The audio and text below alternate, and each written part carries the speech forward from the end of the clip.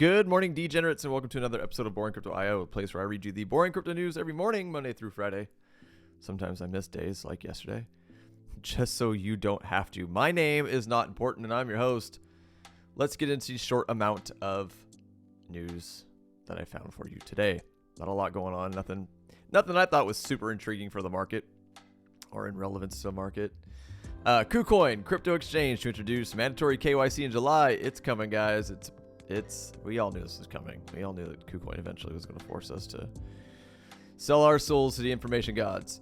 Blackrock has 50% chance of getting spot Bitcoin ETF approved, says analyst. Onto the market. Current market cap sitting at 1.17 trillion. This is kind of new.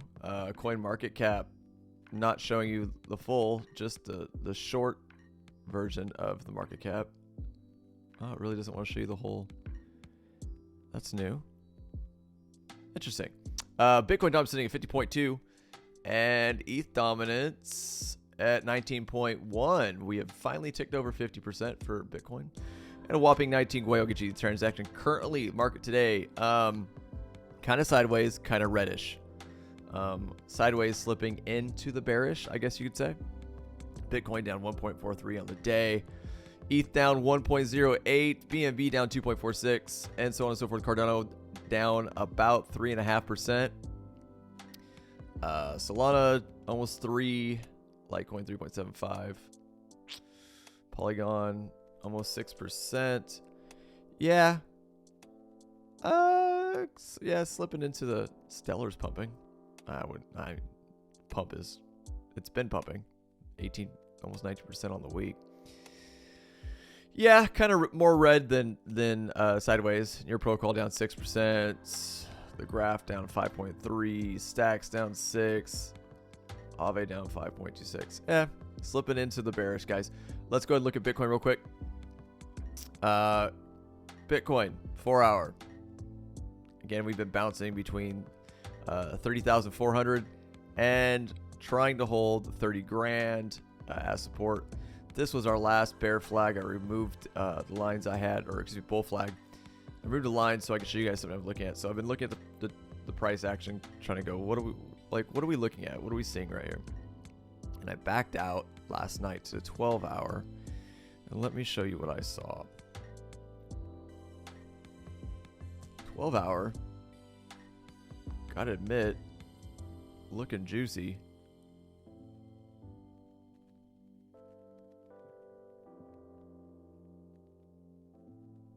Come on, line, work with me. Apple trackpads, man, I swear. And this is what I saw on the 12 hour, guys.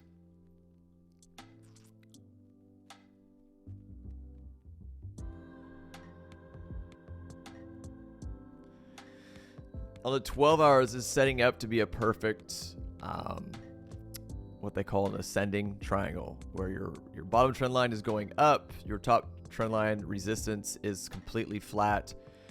So here's what these usually are. And this is, I don't know if people trade patterns anymore or whatever. That's just kind of things I learned, just again, to help create a story of what might be happening in the market.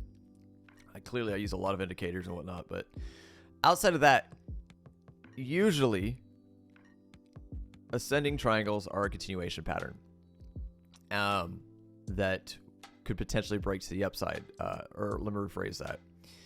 Have a stronger percentage to potentially break to the upside, right?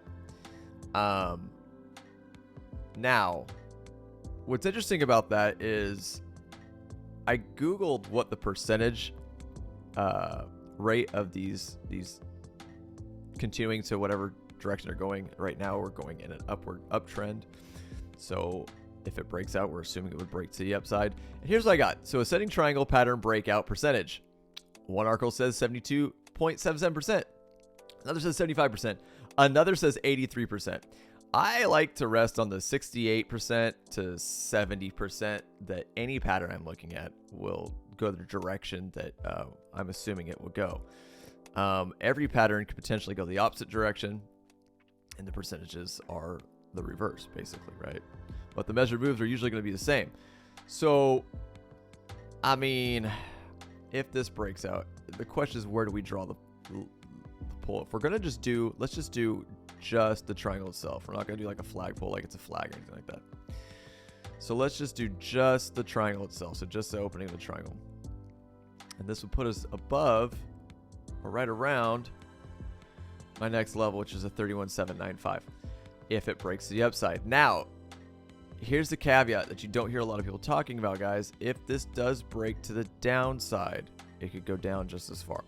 All right, which would put us around 29.3, another level I've marked, which is really intriguing if we break out these points where we're at right now, because I have both of these levels marked. So we could break down and bounce, or just continue going down, or we could break up and hit resistance, continue to go down, or break up, break out, retest, and shoot off, go up to $1,000 billion. Anyways, guys, that's all I see right now for Bitcoin. Again, this sideways movement, the downturn of the RSI, lack of money flow, these are all kind of bearish, but this pattern is bullish, so we shall see what happens. Just keep your eye on it. Like, I think it's a good idea, and again, this isn't, I have to say this every morning, this isn't a trading channel, nor am I a good trader. You shouldn't pay attention to me. I don't know what I'm doing. This isn't financial advice, nor am I a financial advisor. Crypto is heavily volatile. Trade at your own risk. Do your own research. You can lose everything. Okay. But these are just the things I'm looking at. I do my best to not have any kind of trading bias. And what I mean is, I don't look at the chart and go, I do my best to not look at the chart and go, okay, what bullish story can I tell myself, right? And you could do that with any chart. You can look at any chart, and if you have bias, you can paint a bias picture. I just try and go, okay, this is what the chart's showing me. What could it potentially do either way, and set myself up for that. Again, like I have told you guys since I've started this channel, I'm not really trading right now.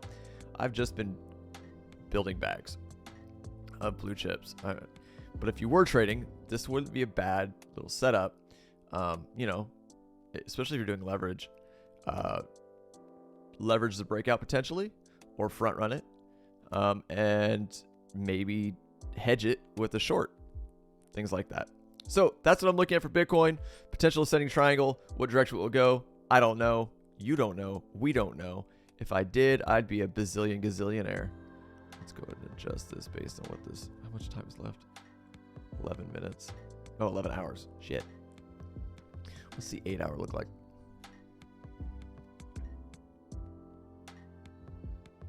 Except for this fake out. At the 8 hour, it's telling me the same story, at least on the bottom trend line.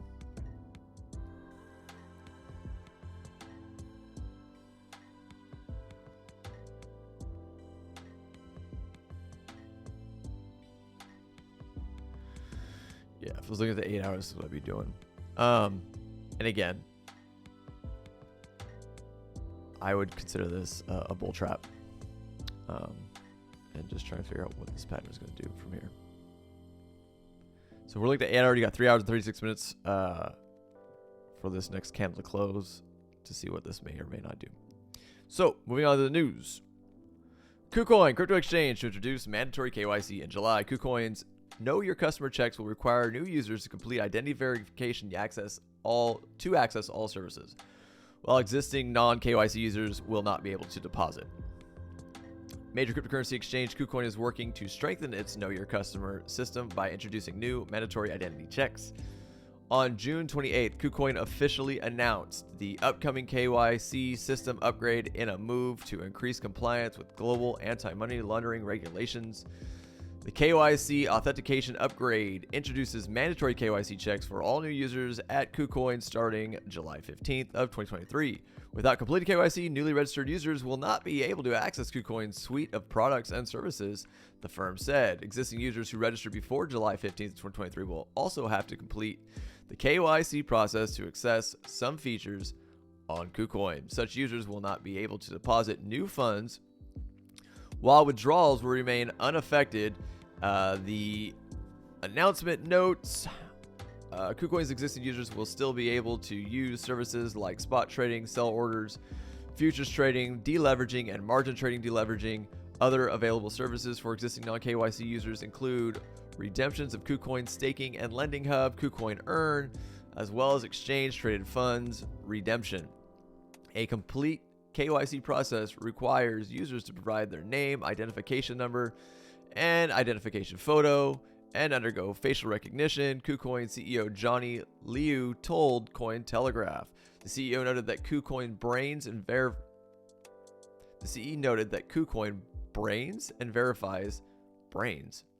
verifies the customer identification and verification data required under the laws and regulations of applicable jurisdictions. He stated, typically we require customer identification information, including information on the customer's name and further identifiers such as physical address, date of birth, and national ID number.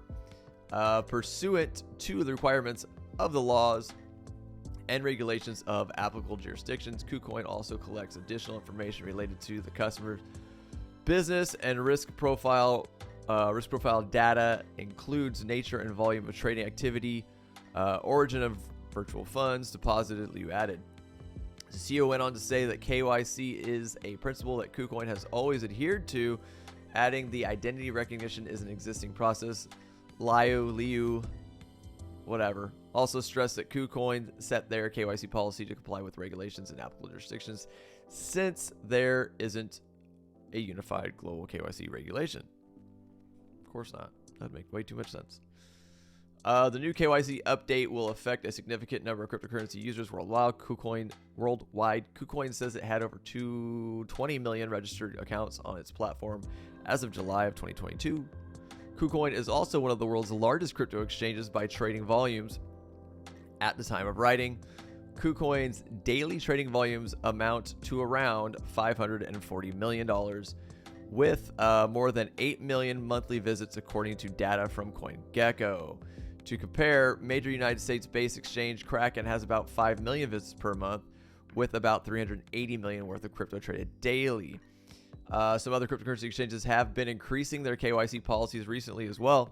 In May, Bybit exchanged restricted non-KYC users from withdrawing more than $20,000 in Tether monthly. Cybercriminals have capitalized on KYC requirements, reportedly selling hacked and verified crypto accounts on the darknet for $30 as of April 2023.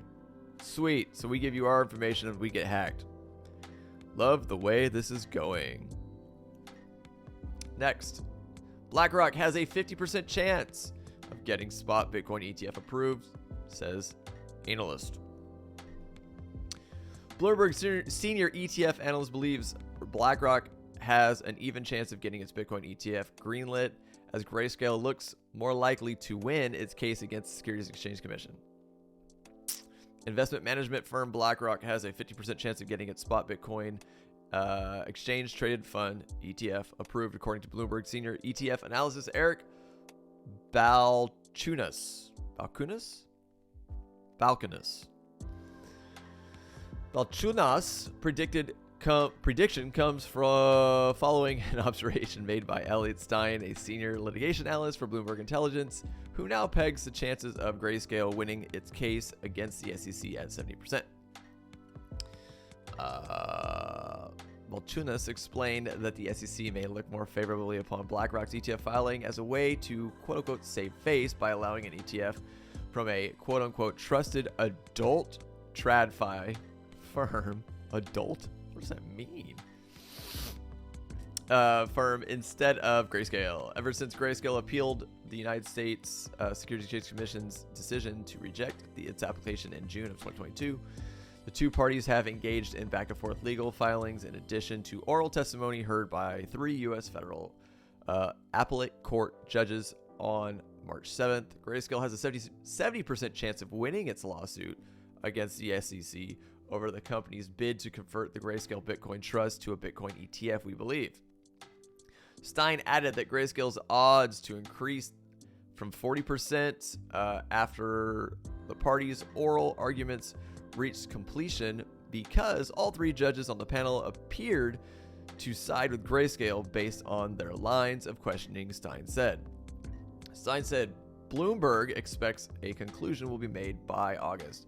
Applications for Bitcoin ETFs have been central focus point For the industry as of late, with Fidelity, Invesco, WisdomTree, and Valkyrie following the $10 trillion asset management firm Blackrock in line for the SEC's approval. If the SEC eventually approves the application from the likes of JP Morgan, Morgan Stanley, Goldman Sachs, BNY Mellon, and Bank of America looking to offer similar services, the digital asset market would be exposed to firms with a combined $27 trillion in asset under management. That's a lot of money. While the decision of Grayscale's case awaits, GBTC has surged over Grayscale Bitcoin Trust, just in case you didn't know what that is, has surged over 134% in 2023 to $19.47, which marks its highest price since about May 13th of 2022, according to Google Finance. Additionally, the discount of GBTC shares when compared to its overall net asset value dropped to 30% on June 26th, the lowest level recorded since September 12th last year, according to data from YCharts. A lower discount rate on the trust means that investor sentiment towards the product may be turning more positive. However, like much of crypto market, GBTC is down over 65% from its all-time high price of $56.70. This is what happens in crypto. Every cycle, we go down. No big deal. Well, there you go. BlackRock has a 50% chance.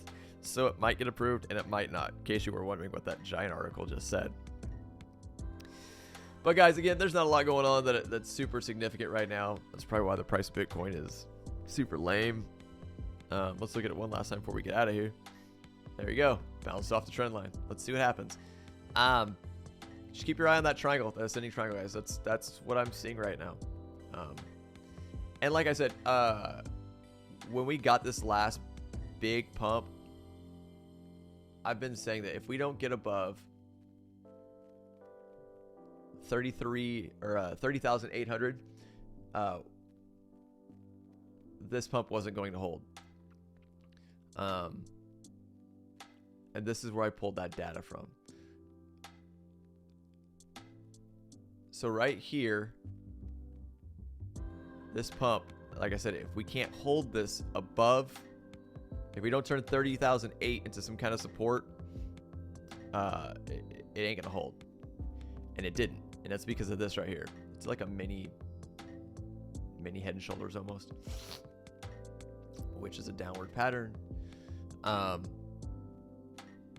that was basically really strong resistance before we dumped into this descending channel. That is where I got the idea. If we can't get above that, we're not going to stay above it. Let me see something real quick before I get you guys out of here again.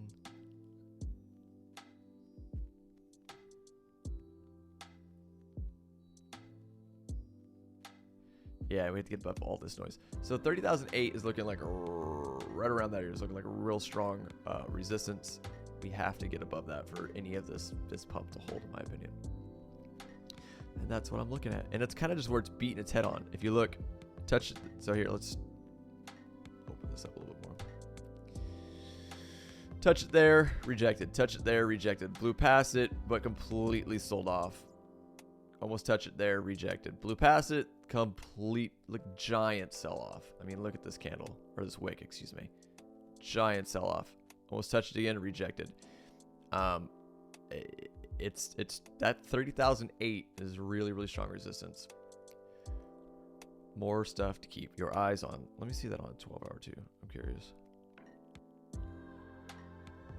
4.